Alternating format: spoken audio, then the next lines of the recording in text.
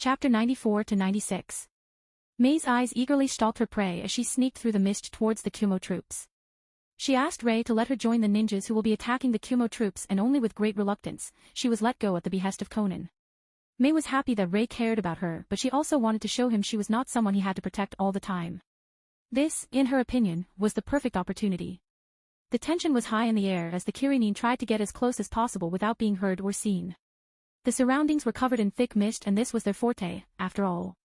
None of them wanted to fail and disgrace themselves. Mei deemed herself being close enough as she heard nervous banter coming from a few meters in front of her. It was obvious they were Kumo ninja because no Kirinin would talk out loud in the mist, much less when they were about to attack the enemy. She crouched down and whipped 10 shurikens from her pouch, half turning her head to the side to check where her teammates were. She could only use her hearing to do that, but Rei made her often practice in a thick boiling mist made of her boil release so she could proudly proclaim she was even better than some jonin at navigating through a mist just with her ears. 5 from my squad are approximately 10 meters to the left of me, Mei thought as she registered their covert footsteps. It was almost completely silent and she had to applaud the sneaking skill of her squad mates. She would be unable to hear it if Rei didn't teach her how to enhance her hearing with chakra. She tilted her head to the other side and nodded to herself. The remaining 4 are to the right, 8, 9, and 11 meters away. The slightly chilling world of white all around her was something Mei loved. It was this world of white where she made the best memories with Rei. Her lips bloomed into a smile as she remembered one training session with Rei that ended with her sprawled on the ground, entangled with Rei. She would always cherish his embarrassed expression. If there is a thick mist, why not make it melting, huh? She fondly muttered under her nose as she remembered what Rei told her during that particular training. Well, fair enough. Mei silently molded her chakra, praising Rei for literally forcing her to learn sealless chakra molding. She only dared to do this because Rei gave her a special seal that managed to hide her chakra usage from sensors unless she used a certain amount of it at once. A very nifty seal for the current situation. It took about a minute until Mei was ready, which made her frown as it took her way too long. Well, she was not yet ready to use the sealless molding during combat, especially not since she had to limit her chakra output. Boil release, melting clone. 2 copies of herself suddenly solidified from the mist around, also drawing 10 shurikens. The 3 of them eagerly awaited the signal to start. After all, as Conan told her, she had to prove to Rei she was worthy of him. It took almost 10 whole minutes until Mei heard the loud explosion signalizing the start of the attack, and she could instantly feel the shockwaves from it spread through the clearing, ripping apart the mist. If she didn't know what to expect and wasn't properly anchored to the ground with her chakra, she would surely have a hard time keeping herself in one spot. Each Kiri ninja threw their prepared shurikens towards the Kumo troops the second they heard the explosion, creating a shower of sharp steel. Most of the shurikens were redirected due to the strong winds the explosion created, but those that were properly aimed were enhanced by the shockwaves and rained on Kumo ninjas in a flurry of death. Mei delightedly noted that all 30 of her shurikens found purchase, and thanks to the additional push by the shockwaves, the Kumo army was now 43 men short. She knew the initial hail of steel was only a good distraction and time-efficient action. It didn't really have much of a meaning in the grand scheme of things, as not that many Kumo ninjas were caught off guard and mostly mercenaries died. Mei instantly followed the next part of the plan. The mist was almost dispersed, but the unexpected strong winds created enough chaos and distraction to the enemy that the Kiri ninjas were still unnoticed. The bodies of Mei's targets from the shurikens didn't even manage to fall onto the ground as she was already channeling her chakra. Henge! She exclaimed quietly, and together with her clones, she jumped towards the distraught Kumo ninjas as her attire changed into standard Kumo ninja uniform, while according to Rei's plan, she also threw a smoke bomb right in the middle of enemy troops to create another cover for herself and her allies. What Rei didn't tell Mei nor any other Kiri ninja, the seals that previously masked chakra usage had also a function of enhancing their henge to seem more natural, which made them harder to see through it. The Kumo troops were utterly unprepared for the powerful shockwave from the explosion. Worse yet, none of them anticipated a hail of steel to rain from all around them as every Kirinin threw out shurikens the second the explosion resounded through the clearing. But it was only after that the real hell began. The surrounding white mist was blown away by the strong winds, but the visibility didn't return for long as smoke bombs started to explode everywhere around and the slaughter began. People wearing Kumo uniforms started hacking and slashing mercenaries. The real shitstorm, however, started when the mercenaries began to return the attack, and the clash between the people clad in the Kumo uniform and the mercenaries commenced. Mei slit the throat of an oldish burly man with her kunai and saw one of her clones, hinged to look like common mercenaries, fighting with a sword-wielding Kumonin while the other was throwing kunai and shurikens around while quickly zigzagging through the labyrinth of people fighting each other. The poor guy who fought with one of her clones was swiftly dispatched when his sword impacted the forearm of the clone, and his expression turned to delight as he expected the arm of his opponent to be chopped into 2, only for the arm to flicker and change into a boiling mist that enveloped the man's head, melting it. It was painful but a quick death, before the clone's arm again reformed as it turned to look for a new target. Mei didn't waste her time and quickly found a man wearing a Kumo uniform who didn't have the seal tag from Ray, meaning he was not one of the disguised Kiri ninjas.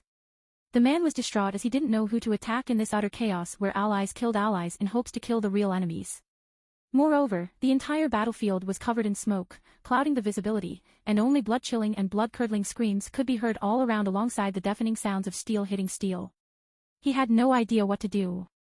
Mei smiled to herself and shouted at the man while approaching. "Are you all right?" she asked, getting his attention. The man briefly tensed until he saw her Kumo attire. "Don't just stand around. Be careful or you will die." She admonished the man whose face momentarily twisted to embarrassment before he gave her a curt determined nod of gratitude and raised his guard. Mei was now very close to the man and smiled. "Don't worry, I have your back," she said, making him smile. The second he acknowledged he heard her and turned around, the man instantly regretted it as his heart was pierced from behind by Mei's kunai. "I warned you I have your back, didn't I?" Her amused voice was the last thing the man ever heard as his eyes dimmed and his lifeless body fell to the ground. Mei snorted and jumped away from the man, becoming just another shadow in the surrounding smoke. She jumped out and into a battle, killing distracted people who didn't have seal tags from Ray. It affected others who wore the same seal with a minor unbreakable genjutsu, making them see a bit of translucent blue hue around them, marking them as allies. Mei also supported any ally who was in pinch and mostly acted like a proper ninja. Never staying too long to battle one guy and seldom participating in 1 versus 1 unless she had an overwhelming advantage or her enemy was gravely injured. The Kiri ninjas were assassins and right now, the smoke-filled clearing was the best possible battle zone for them. Mei especially liked when she saw 2 people clashing and none of them having the seal as it was a clear sign that their tactics were working perfectly and Kumo troops were killing each other with fervor. It was almost hilarious and exhilarating to see how well Rei's plan went. This was the first major battle for Mei where hundreds of ninjas clashed and only now she understood the teachings of Rei. He often told her, if you don't have overwhelming strength, then stealth and mind games are your best friend. Right now, she had a clear example of that. Kumo ninja couldn't use large-scale jutsu in fear of hitting their own and that left only close combat available to them.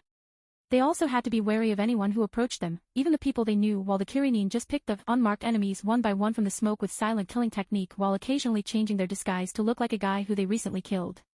The overwhelming numerical advantage of Kumo was completely nullified and turned against them as chaos ruled the battle and the massacre continued. Isn't this a bit too easy?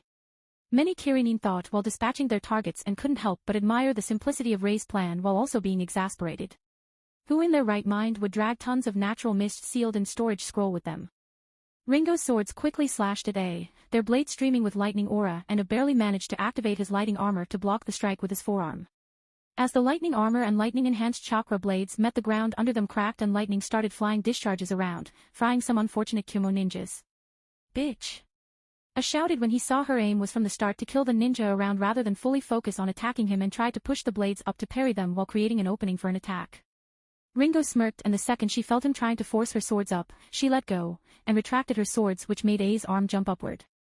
A could only widen his eyes at being outsmarted when Ringo's feet covered in lightning chakra impacted his chest. Again, it was only the lighting armor that prevented him from being injured as his body was flung to the ground, creating a small trench by rolling like a rag doll while mowing some more Kumo ninjas as if he was a lightning bullet. A finally stopped himself and looked at the bloody trench with pieces of his soldiers that were torn to shreds when they got in between the ground and his lightning armor. His anger was ignited. He raised his head to look at the smug face of the redhead who yet again obviously did this not to injure him but to kill his ninja, with his own body at that. Growling, A stood up and pounced at Ringo, mentally swearing the bitch will pay. Ringo barely managed to take a half step to the left and lift her left blade in order to block A's fist. As the fist hit her blade, she slightly jumped, making her feet in the air when the force of the punch impacted her which made her body fly backward at breakneck speed, straight at a group of 3 Kumo jonin who tried to team up in order to have a better chance at retaliating. She spun her body mid-air and lightning coursed through her right blade as she was passing the jonin group. They didn't even manage to widen their eyes as Ringo's sword cleaved through 2 of them with one swing and her feet kicked the ground, slowing her flight and sending the dust into the air. Ringo used the cover provided by the dust to steady herself and slashed her sword in a downward strike at the last jonin. It was about to cleave him as it descended from the sky when A appeared in a burst of speed in front of the man and raised his palm, catching the sword. "Are you alright?" he asked the jonin with rage apparent in his tone.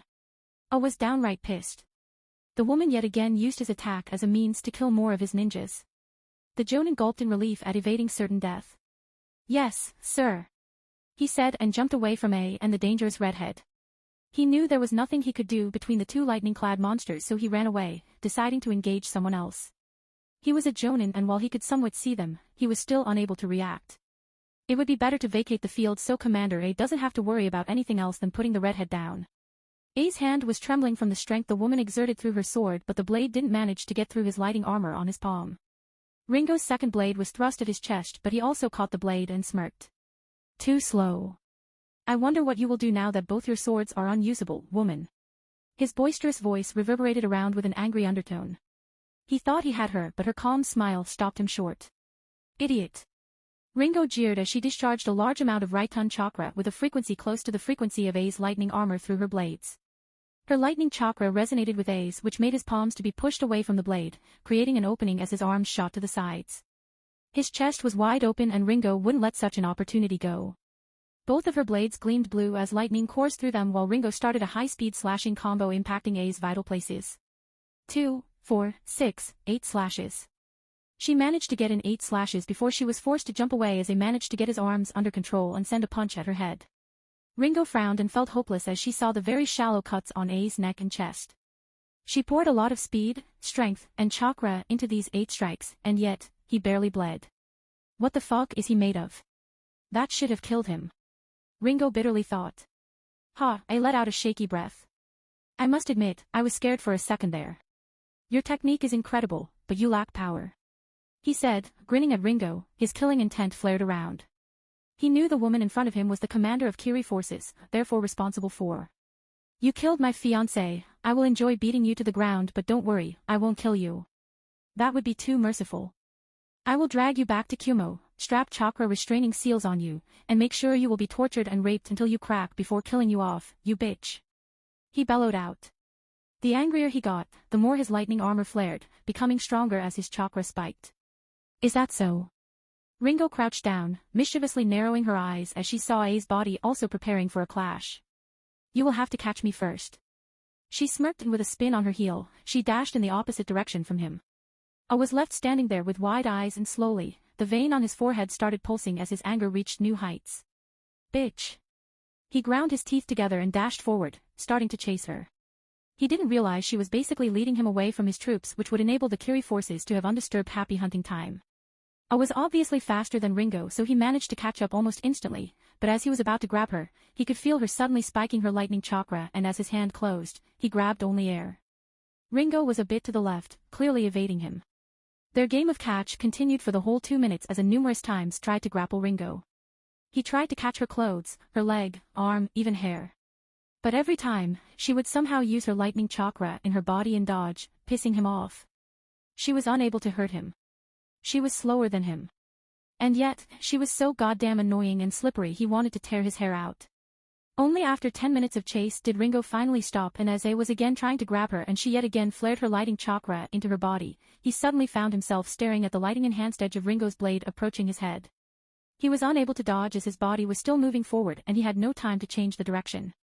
The sword was also closing in on him quite fast.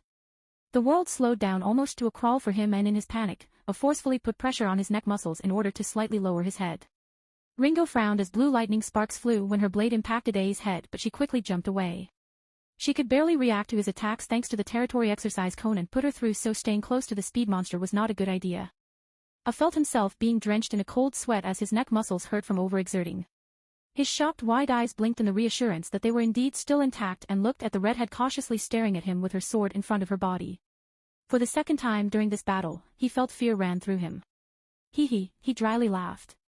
You are one hell of a woman. So dangerous. He said almost tonelessly as his mind processed that he almost lost his eyes a moment ago. She used his speed against him and attacked at a spot where his lighting armor was weakest, aiming to cut his eyes. If he didn't lower his head, which made the sword impact his eyebrows instead. He shuddered at the precision of the swordswoman in front of him. To be able to find the weakness of my technique so quickly. I muttered. Well. I am a lightning user, after all. Ringo chuckled, amused at the shallow cut that went through his eyebrows. It was only her eyes that betrayed just how irritated she was. He managed to evade the deciding blow. Now he would be cautious since she showed she knew his weakness. Nobody could infuse large amounts of lightning chakra to organs without managing them. It took a large amount of control to do at least some enhancement of them. Eyes were a fragile thing, so the layer of armor was weakish there. I must say, this lighting armor of yours. I will definitely try to copy it later. Ringo smirked, trying to provoke him. She was outwardly the epitome of calm and collected with a bit of playfulness, but inwardly she was seriously hoping Ray would come fast. She knew when she was outgunned and the man in front of her was a large obstacle to get through. The most she could do was to keep him guessing and make him tiptoe around her in fear of being surprise attacked again. As if. Harumphed. There is no later for you. He dashed at Ringo, punching in her direction only for a lightning bolt to descend from the sky, impacting the ground in front of her, blocking his punch. As his lightning-clad fist met the lightning bolt, a light flashed through the vicinity, blinding A. Lightning release, descending strike.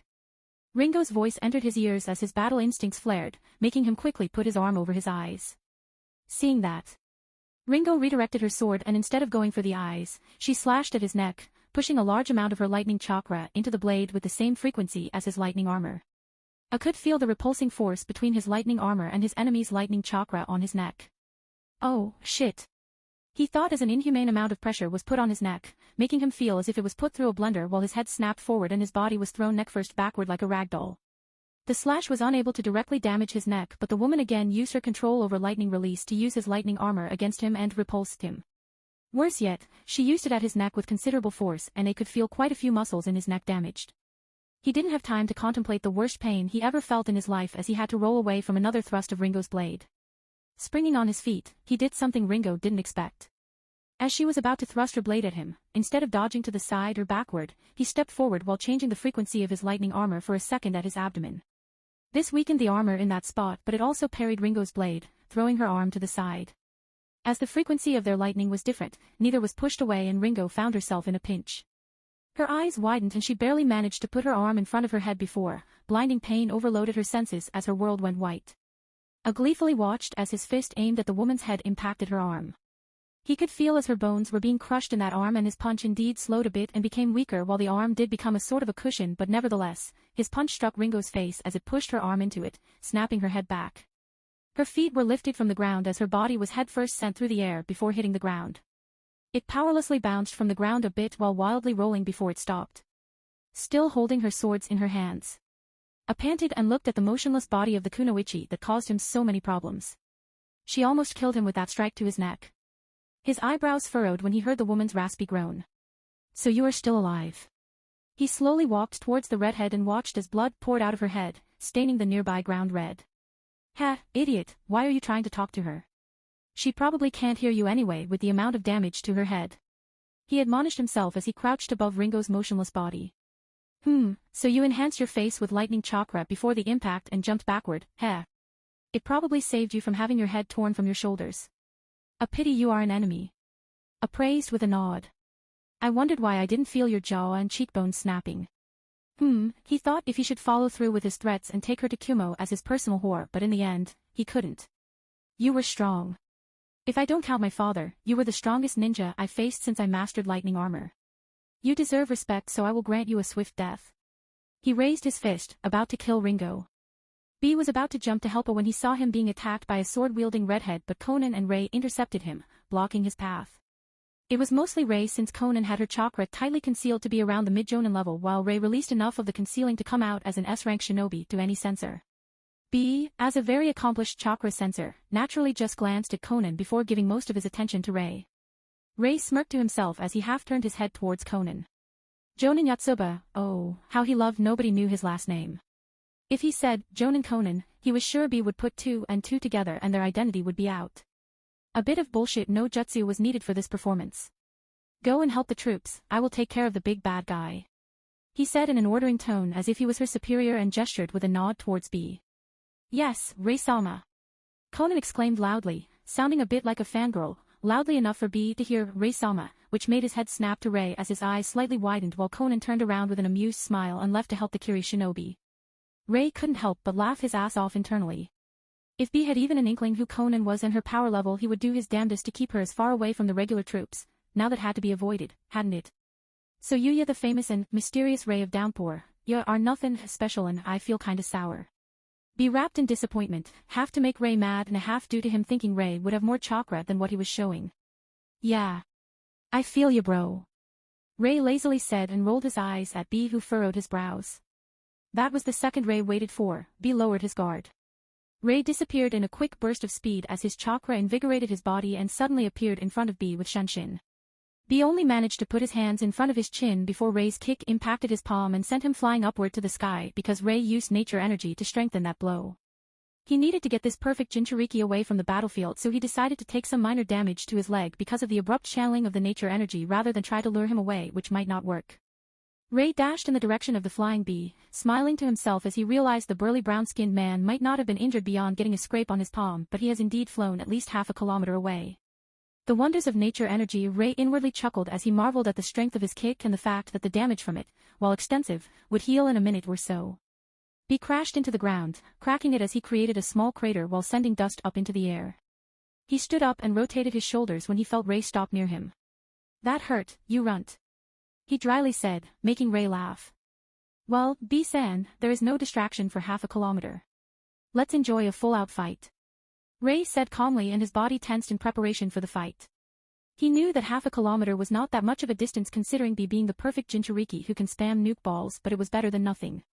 B grinned and raised his hand with a bullhorn hand gesture while looking towards the sky.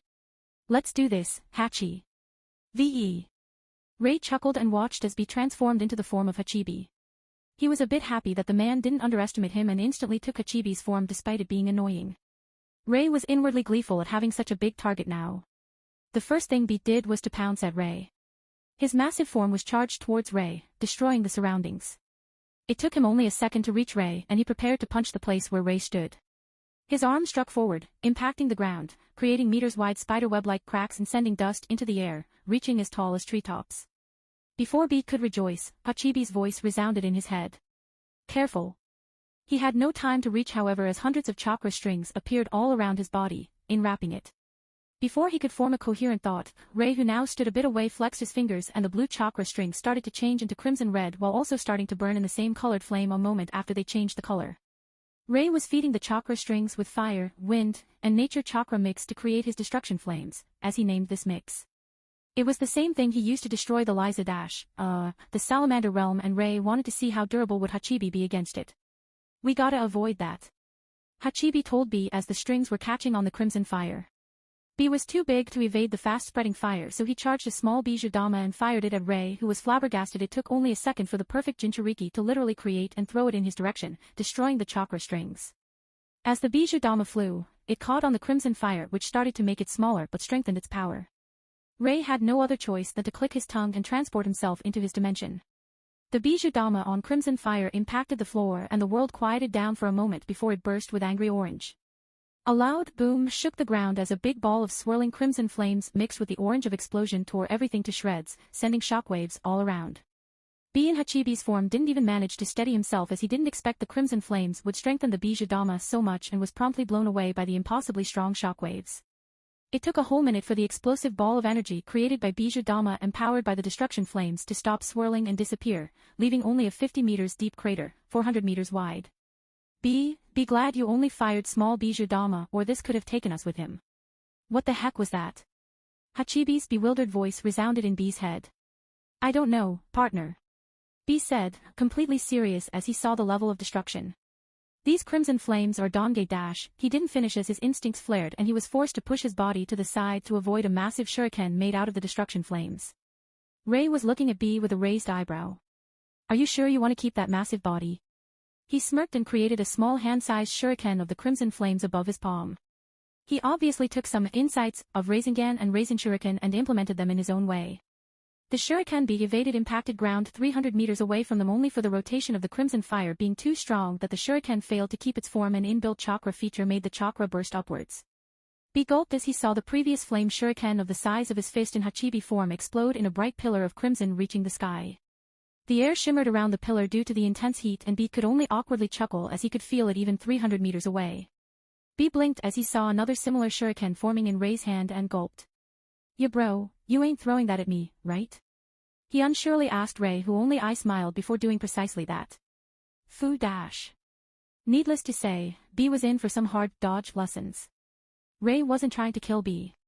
That would be idiotic, as B was a strong Jinchuriki, which meant a good distraction for Akatsuki. No, he was just distracting B while 10 of his closes were siphoning a small amount of Hachibi's chakra from B, storing them for later without being noticed. They were playing dodgeball with dangerous crimson fiery shurikens and bijou de moss for 15 minutes when Ray suddenly went rigid and B finally relaxed. Both were quite exhausted chakra-wise, and while Ray looked outwardly fine, even he was breathing slightly harder. B's ragged form was outright panting due to all the running around he was forced to do. The surrounding country was utterly demolished and many pools of lava were created on the island today as large patches of forest disappeared for good while fires still unceasingly raged in some parts whereas others were reduced to a big crater. B was watching as Ray's face suddenly went from playful to cold and murderous one and could feel an incredible killing intent start pressing on him as it flooded the surroundings. Damn, something must have gotten him pretty mad. Hachibi commented when the world suddenly darkened as Ray's chakra burst out, no longer under the hiding technique, and both B and Hachibi had to widen their eyes at the massive volume for a human. Both were aware of the amount he was throwing around just a few moments ago, so him still having so much available juice was an utterly ridiculous notion. Heck, without Hachibi even B would be already on his knees energy-wise. Eeeh. Ray screamed as his head snapped to the right and dashed away. B just stood there for a second before his eyes widened as he realized his brother must have defeated his opponent, which pissed off Ray and... Fuck. Hachibi, we need to get to Brother A or he will die. He shouted, mentally asking for more chakra. Brother. Please be alright. B prayed as he rushed behind Ray in hopes to prevent the death of his brother.